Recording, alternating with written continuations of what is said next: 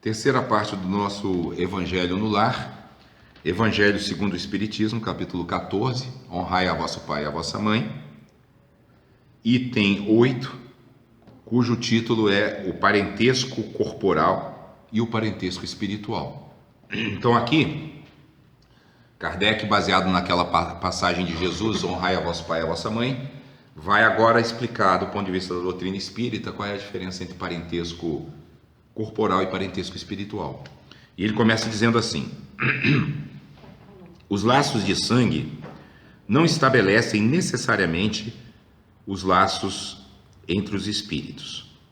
O corpo procede do corpo, mas o espírito não procede do espírito, porque o espírito existia antes da formação do corpo. Não foi o pai quem criou o espírito do filho. Ele não fez senão fornecer-lhe um envoltório corporal, mas deve ajudar o seu desenvolvimento intelectual e moral para fazê-lo progredir. Então essa é a ideia básica da doutrina espírita. Para cumprir a lei do progresso, a gente precisa reencarnar. E como é que o processo da reencarnação acontece? Para que ele aconteça, a gente vai precisar primeiro de um óvulo fertilizado, por espermatozoides. Mas não é só isso do ponto de vista espiritual. É preciso que aquele óvulo fertilizado corresponda a um karma espiritual que esteja sintonizado com ele. Ou seja, porque ali vai ter uma família, numa certa condição social, pais com determinados temperamentos, com determinadas características, E é isso que vai atrair o espírito para aquelas condições, inclusive as condições corporais, Porque as próprias condições de corpo, também vão ser tem que estar, adequadas ao karma do espírito que vai reencarnar, certo? Você está com uma cara assim de... Eu tenho dúvida, porque o espírito não tem opção de encarnar, e aí nas colocações suas ele está tendo opção, ele pode procurar, eu vou para aquele ovário, porque ali tem as condições de receptividade para mim, então eu vou incorporar nessa família que isso tem meu interesse. Não, porque, veja bem, talvez eu tenha me expressado mal. Não é essa a ideia. A ideia é assim, que o karma significa o quê? Os méritos e deméritos. Então, não é que eu escolhi, você é atraído, você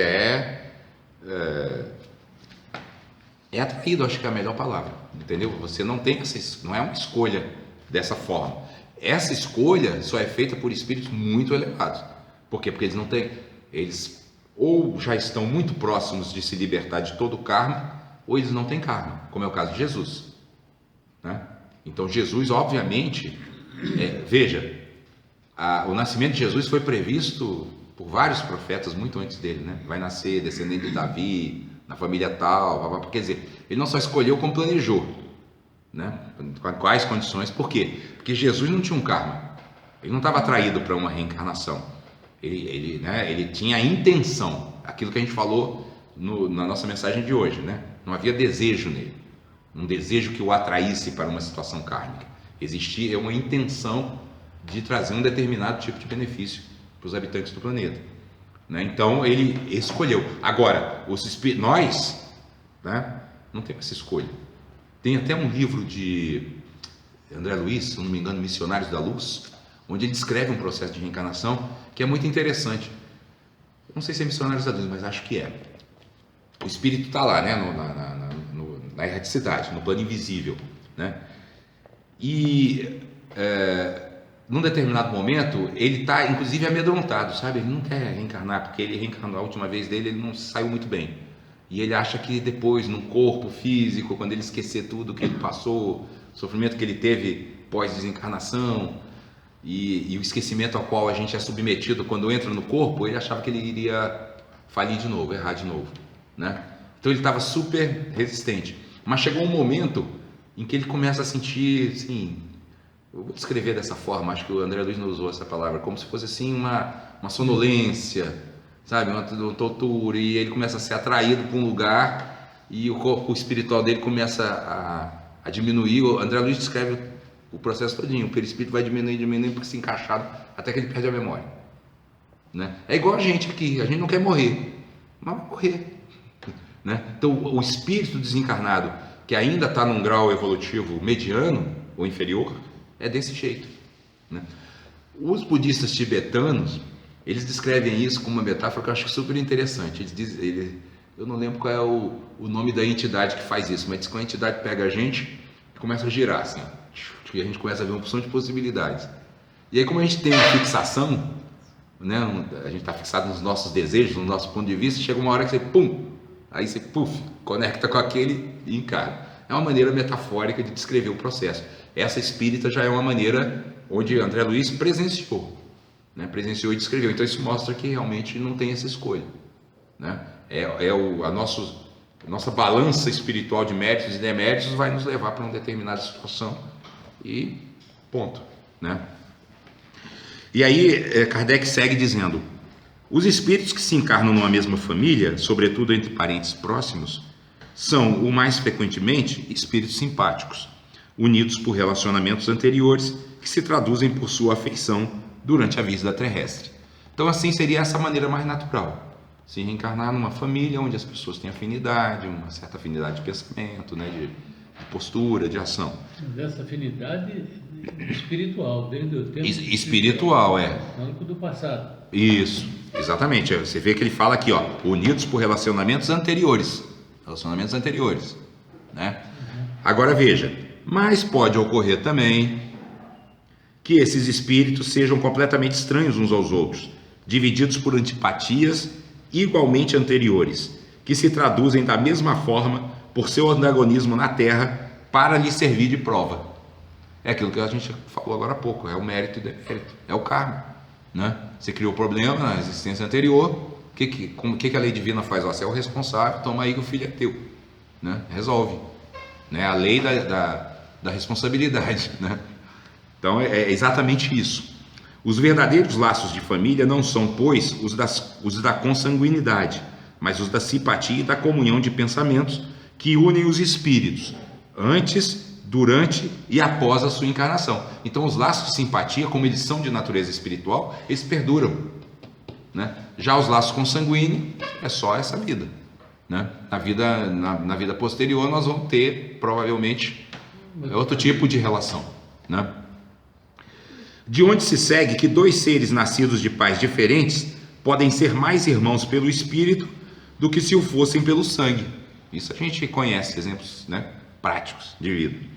Podem se atrair-se e procurar dar-se bem juntos, enquanto que dois irmãos consanguíneos podem se repelir, outra coisa que também a gente conhece muito bem, como se vê todos os dias, problema moral que só o espiritismo podia resolver pela pluralidade das existências.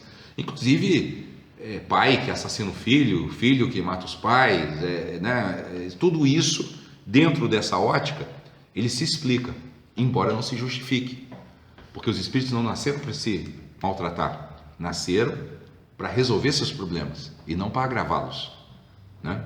Por isso que é importante conhecimento doutrinário.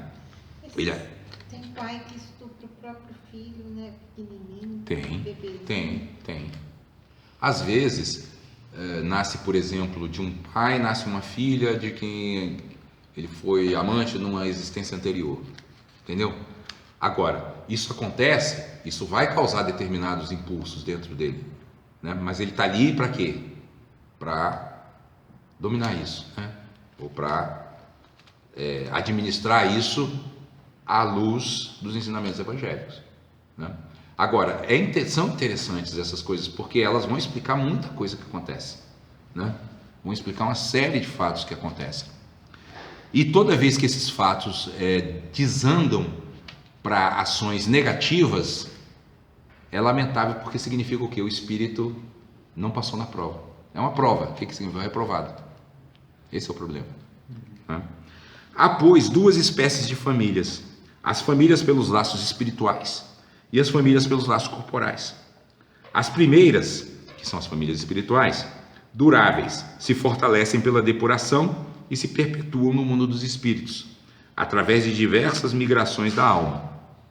As segundas, que são as corporais, frágeis como a matéria, se extinguem com o tempo e frequentemente se dissolvem moralmente desde a vida atual. Agora vejam, aqui Kardec está dando uma descrição genérica. Quem já leu Renúncia vai ver que isso não é matemático, né? Porque Alcione, em Renúncia, o espírito que já estava num grau de elevação, né, muito destacado, pede para reencarnar. O mentor dela ainda fala: você não precisa, né? Ele: não, mas eu quero ajudar a família dela que ficou toda para trás, né? Ela se elevou e eles ficaram para trás. Ele falou: você vai ter problema, você vai sofrer muito. E se vocês não leram, leiam, porque é belíssimo o romance, sabe? Ela é uma verdadeira, como a gente chamasse, um santo, né? Uma santa, né? Os familiares não a compreendem, maltratam de todo, mas chama renúncia por isso. Ela renunciou às paragens celestes para vir de novo e tentar ajudar os familiares, né? Então, essa distância muitas vezes ela se cria, mas se o espírito que tem liberdade, porque você percebeu aí, quer dizer, o espírito elevado, ele tem liberdade, escolhe renunciar e vir, né, ajudá-los de uma forma física, também poderia ajudar do plano espiritual, né? Isso também pode acontecer, ou seja, não é uma coisa matemática, nós temos o nosso livre-arbítrio, né? Agora, quanto mais a gente evolui, mais esse livre-arbítrio se expande, né? Quanto menos evoluídos, você não pode dar, né? É igual a criança, você não pode dar muita liberdade para a criança, senão ela vai besteira, né? Um espírito, por exemplo, sofredor, ia querer assim, sabe, não, eu quero aquela família ali, olha, todo mundo é bonzinho, rico, ele ia ser o problema da família e não ia crescer espiritualmente, né? Não dá. Então, Kardec continua: foi isso que Jesus quis fazer compreender em dizendo aos seus discípulos: eis minha mãe e meus irmãos, quer dizer, minha família por laços do Espírito. Lembram da passagem? Quem é minha mãe, quem são meus irmãos, senão aqueles que fazem a vontade de meu Pai que está nos céus?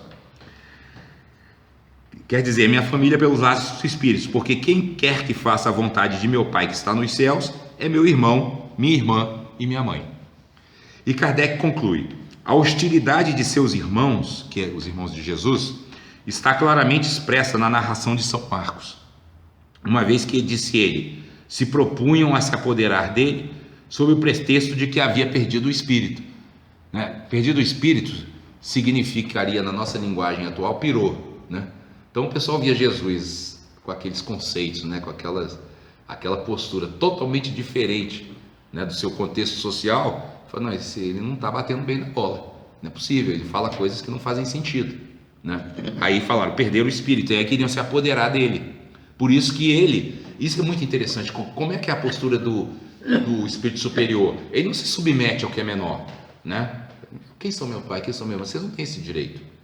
Estou trazendo uma mensagem mais elevada. É só porque vocês têm o mesmo sangue vão poder me limitar? Não, isso não é justo com a humanidade que vem beneficiar. Percebem? Muito consciente. E aí ele diz: a notícia da chegada de seus irmãos, conhecendo-lhes os sentimentos a seu respeito, porque Jesus tinha isso, né? Era lúcido, ele sabia perfeitamente o que eles estavam pensando.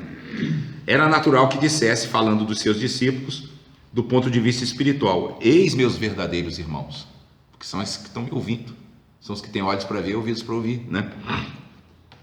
Sua mãe se encontrava com eles e ele então generaliza o ensinamento, o que não implica de nenhum modo que tenha pretendido que sua mãe, segundo o corpo, não lhe era nada como espírito e que não tivesse por ela senão indiferença. E na verdade Maria era um espírito muito elevado. Isso todos os espíritos falam na doutrina espírita, né? Mas algumas coisas ela ficava assim um pouquinho sem entender direito. Só que, dada a sua elevação, ela tinha uma fé muito grande. Ela sabia, ele sabe o que está fazendo, deixa quieto, né? A ponto de, você vê, qualquer mãe assim, que não tivesse uma visão mais ampla, né, diria assim: não, meu filho, não, você vai ser crucificado, sabe? Tentaria desviar ele do caminho dele, porque qual é a mãe que vai querer ver o filho passar por aquilo? Nenhuma, né? Sua conduta em outras circunstâncias, quer dizer, a conduta de Jesus com relação à mãe em outras circunstâncias provou suficientemente o contrário, né? Então, esse estudo eu acho super importante, como eu disse no começo, quando a gente começou a estudar esse capítulo, exatamente porque quando a gente contextualiza as frases de Jesus, a gente percebe que as aparentes contradições são apenas aparentes, né? Que há uma coerência muito grande nos ensinamentos dele. né? E que quando ele diz quem é meu pai, quem é minha mãe, quem são meus irmãos, ele não está renegando a família, ele está afirmando a sua missão, né? Porque lembra que hoje no começo da nossa conversa, do nosso evangelho, a gente falou assim, a gente tem que se libertar da visão estreita, né? Liberdade em Cristo. A visão estreita veio assim, nossa, né? Está renegando a família, porque a visão está estreita, está curta. Agora, quem tem a visão mais ampla e já vê os aspectos espirituais, os laços espirituais, fala, não, ele está afirmando para seus irmãos e para sua mãe uma visão mais ampla, dizendo, não fiquem presos nisso, abram seus olhos, abram sua percepção, percebam a realidade, entendam quem eu sou e por que eu vim.